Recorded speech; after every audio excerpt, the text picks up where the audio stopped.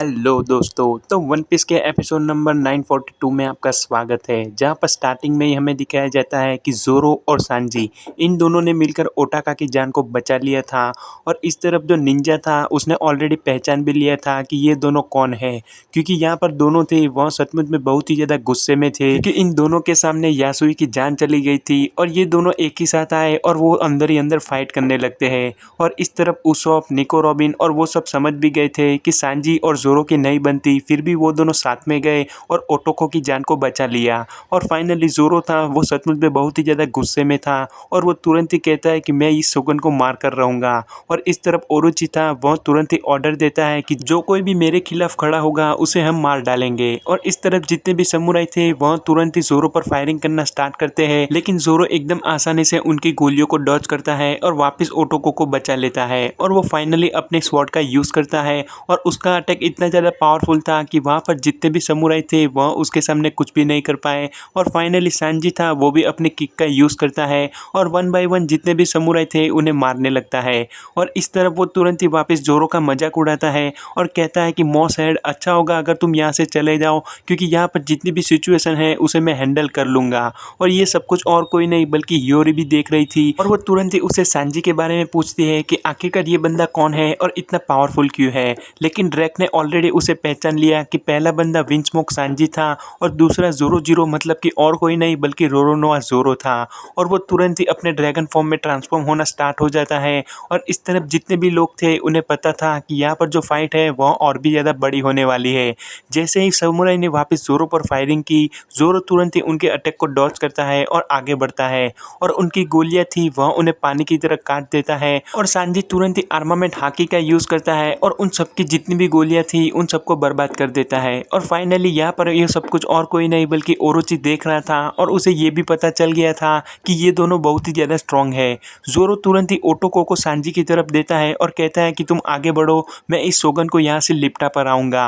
और इस तरफ जितनी भी गोलियां थी वह वन बाय वन चलती है, लेकिन ज़ोरो था वह उन सबको डॉज कर रहा था और उसने ये डिसाइड कर ही लिया था कि चाहे कुछ भी हो जाए, यासुई की इसमें कोई भी गलती नहीं थी और वो इस ओरोची को मार कर रहेगा। और वो फाइनली अपने टू स्वॉर्ड स्टाइल का यूज़ करता है और ओरोची की तरफ अपना अटैक आगे बढ़ाता है। और इस तरफ ओरोची था उसे मालूम नहीं था कि ज़ोरो कितना ज़्यादा स्ट्रांग है और उसका अटैक उसके लिए डेडली था।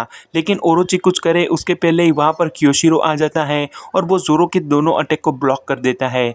और फाइनली हमें ये भी मालूम चल गया था कि अगर क्योशिरो ने ज़ोरो के अटैक को ब्लॉक किया है मतलब कि वो भी एक स्ट्रॉन्गेस्ट समुराई है। और इस तरफ ओरोची तुरंत ही कहता है आखिरकार तुम यहाँ पर क्या कर रहे हो, मुझे तुम्हारी सेफ्टी की ज़रूरत नहीं है। लेकिन ज़ोरो एकदम सीरियस था और ओरोची को मन ही मन मालूम लग गया कि वो उसे मार डालेगा। और इस तरफ ड्रैक था वो तुरंत ही सांजी पर हमला करता है और हमें देखने मिलता है ड्रैक का डायनासोर का डेविल फ्रूट पावर। लेकिन अपना सांजी था वो भी कुछ कम नहीं था, वो तुरंत ही आगे बढ़ता है और इस तरफ ड्रैक था उस पर अपने डियाम्बल जाम्बे का यूज़ करता है।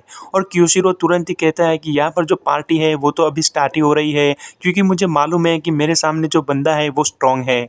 और यहाँ पर ओरोची था वो तो ऑलरेडी भागने लगा था और वो तुरंत ही अपने कार्ट में से निकल के कहता है कि ए क्योशिरो, यह बंदा बचना नहीं चाहिए। और जैसे ही निंजा ने फायरिंग का ऑर्डर दिया, अपना फ्रैंकी तुरंत ही आगे आता है और ज़ोरो को बैकअप देता है। और इस तरफ जितने भी लोग थे उन्हें पता नहीं था कि फ्रैंकी था वह आधा साइबोर्ग था और जितने भी समुराई कैद थे वह सब बहुत ही ज़्यादा कंफ्यूज थे, क्योंकि फ्रैंकी था वो तुरंत ही यासुई की डेड बॉडी को लेता है और वहाँ से भागने लगता है। और इस तरफ उसको बैकअप देने वाला और कोई नहीं बल्कि अपना उसॉप और निको रॉबिन थे। और वो दोनों तुरंत ही कहते हैं कि फ्रैंकी तुम आगे बढ़ो, तुम्हारी जान को खतरा नहीं होगा। और इस तरफ अपना ज़ोरो था वो तुरंत ही अपने क्योशिरो के सामने लड़ने लगता है और सांजी था वो अभी भी फाइट ही कर रहा था। लेकिन इस तरफ क्योशिरो था वह सचमुच में बहुत ही ज़्यादा स्ट्रांग था और वो तुरंत ही कहता है कि मुझे तुमसे फाइट करके बहुत ही ज़्यादा अच्छा लगेगा, इसलिए हमारी फाइट में कोई भी रुकावट नहीं आनी चाहिए। और इस तरफ अपना ज़ोरो था वो सचमुच में बहुत ही ज़्यादा सीरियस था और हियोरी थी वो अभी और भी ज़्यादा टेंशन में थी, क्योंकि एक तरफ स्ट्रॉ हैट के जितने भी क्रू मेंबर थे वो फाइनली यहाँ पर आ चुके थे और ट्रांसपोंडर स्नेल के थ्रू यहाँ पर लूफी ये सब कुछ देख रहा था और वो मन ही मन चीयर करने लगता है और कहता है कि गाइस तुम ये सब कुछ कर सकते हो और तुमने यह सब कुछ अच्छा ही किया। लेकिन क्वीन ने जैसे ही पूछा कि आखिरकार वो लोग कौन है, अपना लूफी तुरंत ही अपना मुंह बना लेता है और क्वीन को ऑलरेडी मालूम भी चल गया था कि वो और कोई नहीं बल्कि स्ट्रॉ हैट के क्रू मेंबर थे। और तभी वहाँ पर उडन प्रिजन का मेन दरवाज़ा खुलता है और हमें मालूम चलता है कि वहाँ पर हितोकिरी कामाजो करके एक बंदा था, वो फाइनली कैप्चर हो चुका है और उसने क्या किया था वो तो हमें मालूम नहीं चला, लेकिन वो मन ही मन बहुत ही ज़ोर-ज़ोर से हँस रहा था और उसके पीछे-पीछे और कोई नहीं बल्कि कैप्टन किड भी था और लूफ़ी सचमुच में बहुत ही ज़्यादा सरप्राइज़ था कि आखिरकार कैप्टन किड वापस यहाँ पर कैसे आ गया, क्योंकि उसे मालूम था तब तक किड यहाँ से भाग चुका था।